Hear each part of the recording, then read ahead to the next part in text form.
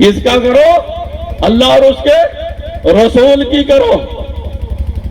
اللہ کی فرما برداری کرو, اس کے رسول کی فرما برداری کرو. دوسری جگہ پر رب نے ارشاد فرمایا نہیں ہوتی رسول فقط اطاع اللہ. یہاں فرمایا اللہ کی فرما برداری کرو, اس کے رسول کی فرما برداری کرو. ذہن میں خیال آیا مولا اگر رسول کی فرما برداری کرے تو دوسری جگہ رب نے فرما دیا میں ہوتی رسول فقط اطاع اللہ. جس نے رسول کی فرما برداری کی گویا اس نے میری فرما برداری. سبحان اللہ سبحان اللہ. نعرہ تکبیر نعرہ تکبیر نعرہ رسالت نعرہ رسالت. پتہ چل گیا کہ رسول کی فرما برداری کرنا کس کی فرما برداری کرنا ہے؟ اللہ کی فرما برداری کرنا ہے. ادھر بندہ گھوم رہا ہے گلی گلی انچی ٹیپ لے کر کے ناپنے کے لیے ناپتے پھر رہا ہے. یہاں خدا فرما رہا ہے کیا کہ جس نے میرے رسول کی اطاعت کر لی, جس نے میرے رسول کی فرما برداری کر لی تو اے میرے محبوب کے غلاموں یہ مت سوچنا کہ صرف تم نے رسول کی فرما برداری کی ہے. فقط اطاع اللہ, تو نے فرما برداری تو رسول کی ہے لیکن حقیقی معنوں میں تم نے فرما برداری اللہ کی ہے. سبحان اللہ. اب فرما برداری دیکھ لو کیسے کیسے کرنے والے ہیں. کچھ کافر جن اور شیاطین انسانوں کو چھوڑ کر کے ساری دنیا رسول کی فرما برداری کرتی ہے. ساری دنیا رسول کی فرما برداری کرتی ہے. تاریخ کی روشنی پلٹ کر کے دیکھو. ان کے جلسے میں جاؤ گے تو کیا سننے ملے گا؟ یہاں دیکھو, یہاں آؤ گے تو عظمت رسول سننے کے ملے گا. کس رسول کی عظمت؟ ارے کہاں ہم بیان کر سکتے ہیں؟ کیا ہماری زبان ہے؟ کیا ہماری اوقات ہے؟ بعد از خدائے بزرگ تو یہ قصہ مختصر لا يمكن الثناء كما كان حقه. یا رسول اللہ جیسی آپ کی تعریف ہے وہ تو ہم بیان ہی نہیں کر سکتے. کما كان حقه, حق ہی نہیں ادا کر سکتے. رسول گرامی وقار کی وہ شان, ان کے لائے ہوئے نماز کی شان بتائیں گے لیکن جس نے نماز لائی اس کی شان گھٹائیں گے. معاذ اللہ کہیں گے کیا بالفرض. کیا کہتے ہیں بالفرض؟ نبی کے بعد بھی کوئی نبی آ جائے تو نبی کی نبوت میں فرق نہیں پڑے گی. معاذ اللہ. کیا لکھا؟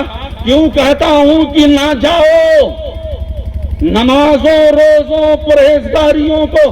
میرے بھائی نمازوں سے لڑائی نہیں ہے,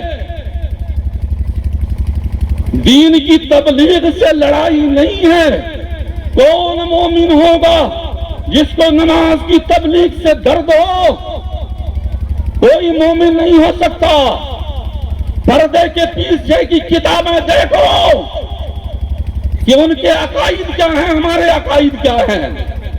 ان کا ملا کہتا ہے کہ بالفرض نبی کے بعد دوسرا کوئی نبی آ جائے تو نبی کے آخری نبی ہونے میں کوئی فرق نہیں پڑے گا. معاذ اللہ. کیا بولو؟ ہاں قرآن کیا کہتا ہے کہ یہ آخری نبی ہیں. کیا ہے؟ میرے نبی کے بعد کوئی نبی آئے گا, یہ بھی ایمان کا حصہ ہے. میرے نبی کے بعد تو دوسرا کوئی نبی آنے کا. آئیں گے حضرت عیسیٰ علیہ السلام لیکن وہ امتی بن کر کے آئیں گے, نبی نہیں. کوئی دوسرا نیا نبی نہیں آ سکتا. اگر جیسے خدا کے علاوہ کسی اور کو خدا مانا تو مومن نہیں. ایسے اگر کسی نے یہ کہہ دیا کہ مصطفیٰ جان رحمت شمع بزم ہدایت صلی اللہ علیہ وسلم کے بعد کوئی دوسرا نبی آ سکتا ہے, آ سکتا ہے بھی کہہ سکتا کہا اگر, تو ہم اس کو کافر کہتے ہیں. کیونکہ یہ ممکن ہی نہیں ہے, یہ ممکن ہی نہیں کہ نبی کے بعد کوئی اور نبی آئے. کہتے ہیں اس نے کہا تھا کیا لکھا بالفرض. کیا کہتے ہیں؟ دلیل کہاں؟ تعبیریں بھی حضرت کیسے کیسے کرتے ہیں. کیا کہتے ہیں؟ بالفرض لکھا تو ہے, فرض کرنے میں کیا ہے؟ زمین کو سونا فرض کر لیں ہم, آسمان کو ہم جنت کا محل فرض کر لیں, فرض کرنے سے کیا جاتا؟ تو میں نے کہا ٹھیک ہے بھائی میں بھی بالفرض یہ بول دیتا ہوں کہ بالفرض میں کہتا ہوں کہ یہ لکھنے والا انسان نہیں کتا تھا. میں کہتا ہوں بالفرض یہ خنزیر تھا. ایسا جملہ لکھنے والا بالفرض گدھا تھا. بتاؤ اس کی شان میں گستاخی ہوگی کہ نہیں ہوگی؟ پلے پڑ رہی ہے کچھ؟ نام لے لے کے کہوں کہ ان کی کتاب میں لکھا ہے کس کے؟ معلوم ہے نا یہاں کوئی اور ہے نہیں, وہی ہے مقابلے میں ہمارے. ہاں جن کے چکر میں بھاگتے پھرتے ہو. تو اللہ اور اس کے رسول کی اطاعت و فرما برداری کرو. کس رسول کی اطاعت و فرما برداری کرو؟ اس رسول کی اطاعت و فرما برداری کرنے کا رب نے حکم دیا ہے جس کے دست نبوت میں رب نے سارے خزانوں کی چابیاں عطا کی ہیں، زمین و آسمان کے خزانوں کی چابیاں عطا کی ہیں. جنہیں مالک کوثر بنایا ہے، جنہیں مالک جنت بنایا ہے، وہ نبی برحق کی اطاعت و فرما برداری کرنا جو عیب و نقص سے پاک ہے. اس لیے کہ نبی کیا ہوتے ہیں؟ معصوم عن الخطا. نبی سے نہ کوئی چھوٹی گناہ ہوتی ہے نہ کوئی بڑی گناہ ہوتی ہے. اب اگر نبی کو کوئی گنہگار سمجھے تو جیسے سورہ فتح کے اندر اشرف علی تھانوی نے لکھا، اے نبی تمہاری اگلی اور پچھلی خطاؤں کو ہم نے معاف کر دیا معاذ اللہ. لڑائی ان باتوں پہ ہے جو لکھا ان لوگوں نے. کہتے ہیں سنی لڑاتے نہیں، ہم بتاتے ہیں لڑاتے نہیں ہیں. ان سے توبہ کر لو. کوئی لڑائی ہے؟ نہ زمین کی، نہ جائیداد کی، نہ جورو، نہ ذاتی، نہ برادری، نہ شادی بیاہ. کوئی لڑائی نہیں ہے. تو سنو، کس کی اطاعت کرو؟ اللہ اور اس کے رسول کی اطاعت کرو. رسول کی اطاعت کون کر رہے ہیں؟ آؤ تاریخ کی روشنی میں جنگ احد کا معاملہ ہے. رات کی تاریکی میں ندا دی جاتی ہے کہ کل جنگ احد لڑی جائے گی. اے لوگوں چلو. صحابیوں کو آواز دی جا رہی تھی، مدینے کے گلیوں میں آواز دی جا رہی تھی کہ مصطفیٰ جان رحمت کے دیوانوں نکلو اللہ اور رسول کے لیے جنگ کرنے کے لیے. اللہ اکبر. اس رات میں ایک نیا جوڑا بھی تھا، ایسا جوڑا بھی تھا جس کی نئی نویلی شادی ہوئی تھی. پہلی رات تھی، اپنی بیوی کے پاس تھا، اور جب کانوں تک آواز آتی ہے کہ مصطفیٰ جان رحمت بلا رہے ہیں، اللہ کے رسول پر بلا رہے ہیں. اطاعت کسے کہتے ہیں؟ فرما برداری کسے کہتے ہیں؟ تاریخ کی روشنی میں جنگ احد کا یہ واقعہ دیکھو. اللہ اللہ. رات کی تاریکی ہے، پہلی رات ہے، پہلی رات ہے بیوی کے پاس.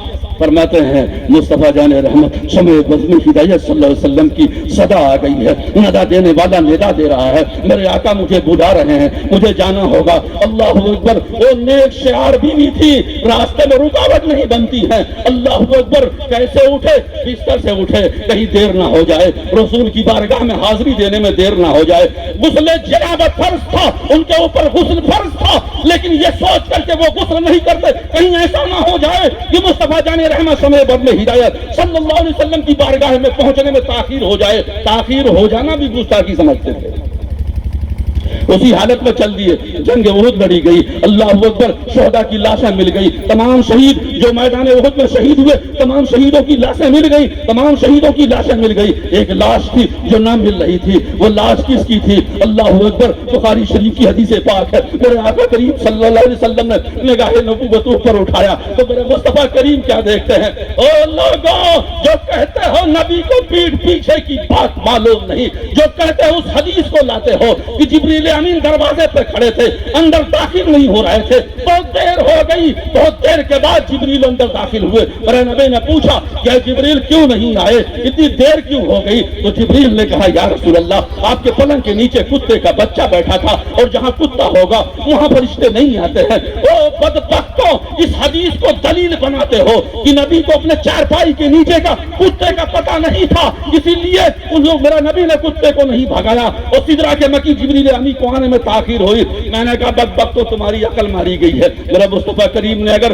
اس وقت پہلے ہی کتے کو بھگا دیا ہوتا اور جبریل امین آ گئے ہوتے تو ہم غلاموں کو یہ کہاں سے مسئلہ ملا ہوتا کہ شوق کے لیے کتے پالو گے تو رحمت کے فرشتے نہیں آئیں گے.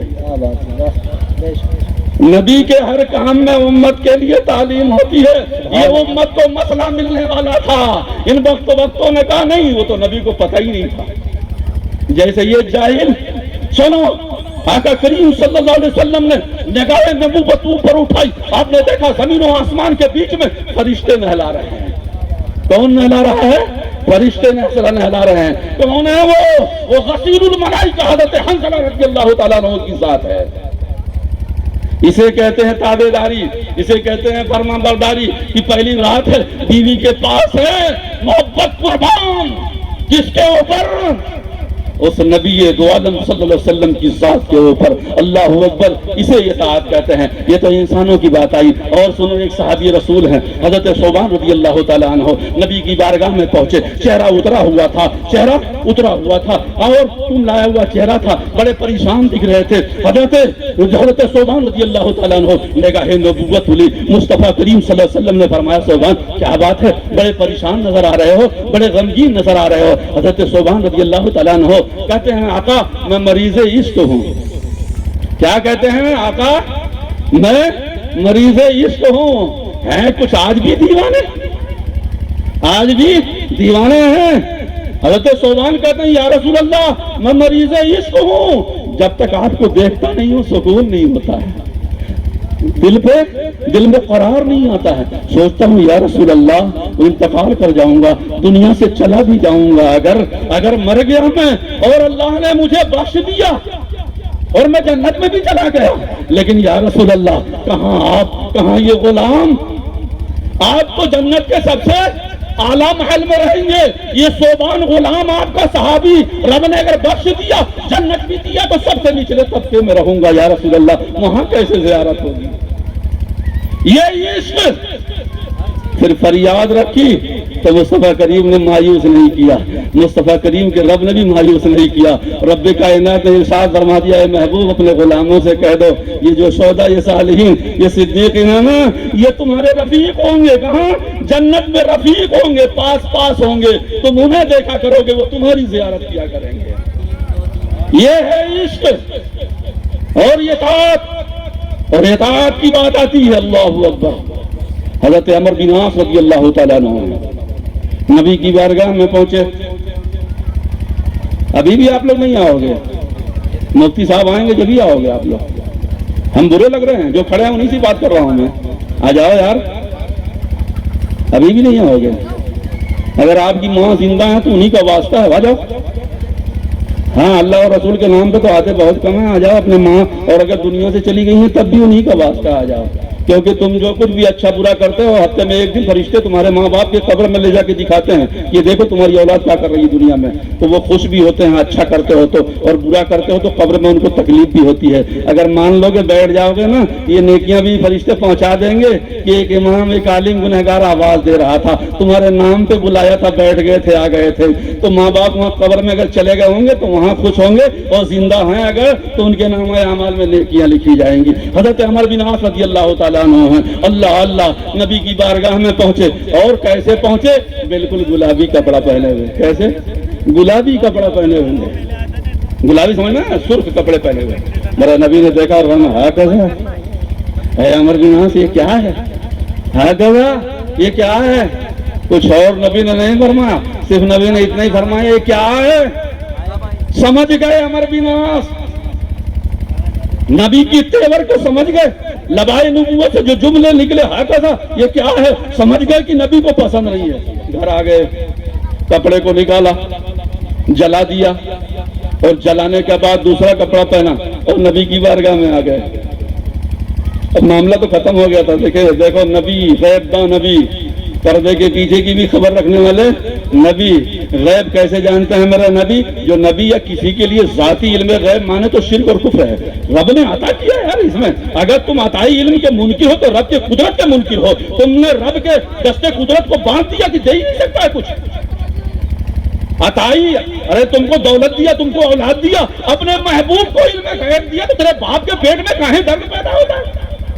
دینے والا رب, لینے والے محبوب, وہ زمین و سما کا علم دے, تیری کیا اوقات تم نہ پہ.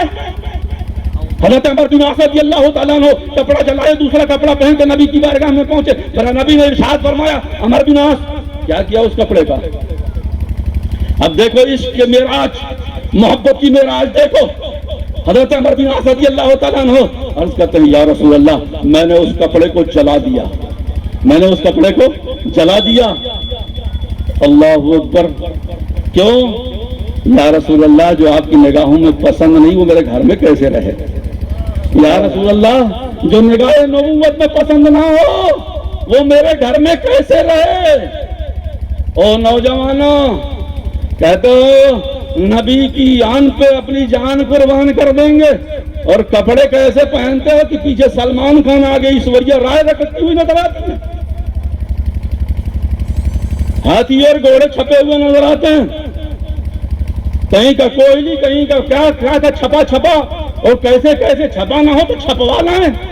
ہاں قنوج میں ہے، چھپوا لیتے ہیں. میں نے کہا یہ کہاں لکھا جاتا ہے؟ کہ حضرت پچھلی گلی میں ہے، آپ جو چاہو وہ چھپوا سکتے ہو. اس پہ جو چاہو وہ چھپوا سکتے ہو، جو چاہو وہ لکھوا سکتے ہو. میں نے کہا بدبختو، تم نے اپنے مصطفیٰ کی ہسٹری نہیں پڑھی. من یطیع اللہ و من یطیع الرسول، تمہیں نہیں تجھے پتا کہ اللہ کی فرما برداری کرنی ہے، رسول نعرہ تکبیر.